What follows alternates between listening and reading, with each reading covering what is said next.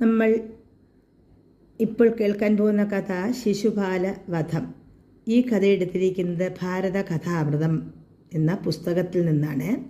ഈ പുസ്തകം അച്ചടിച്ചിരിക്കുന്നത് സായി പബ്ലിക്കേഷൻസ്, പൽക്കുളങ്ങര. അപ്പോൾ കഥയിൽ ചോദ്യമില്ല, നമുക്ക് കേൾക്കാം. ശിശുപാല വധം. അഭിഷേക ദിനമായി അകത്ത് യജ്ഞവേദിയിൽ നാരദാദിമുനി പ്രമുഖന്മാർ ആസന്നസ്ഥരായി. അടുത്തു തന്നെ താഴെ രാജർഷി പ്രവരന്മാരും ഇരുന്നു. കൃഷ്ണൻ അവിടെ മധ്യത്തിൽ നക്ഷത്രങ്ങളുടെ ഇടയിൽ ചന്ദ്രനെന്നുപോലെ ശോഭിച്ചു. ഇടവേളയ്ക്ക് ശേഷം ഭീഷ്മർ യുധിഷ്ഠിരനോട് പറഞ്ഞു, അടുത്തത് രാജപൂജയാണ്.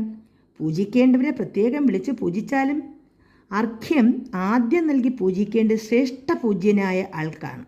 അതാരാണ്? യുധിഷ്ഠിരൻ ഭീഷ്മ പിതാമഹനോട് ആരാഞ്ഞു. ആദ്യം അർഘ്യമേകി പൂജിക്കേണ്ടത് ആരെയാണ്? ഭീഷ്മന് ഒട്ടും ആലോചിക്കേണ്ടി വന്നില്ല. കൃഷ്ണനല്ലാതെ മറ്റാർക്കാണ് ആദ്യം അർഘ്യമേകുക? ഭീഷ്മ നിർദ്ദേശമനുസരിച്ച് സഹദേവൻ കൃഷ്ണന് അർഘ്യം നൽകി. കൃഷ്ണൻ സന്തോഷപൂർവ്വം അത് സ്വീകരിച്ചു. ചോദ്യരാജാവായ ശിശുപാലന് സഹദേവൻ ചെയ്ത് ഭംഗിയായി തോന്നിയില്ല.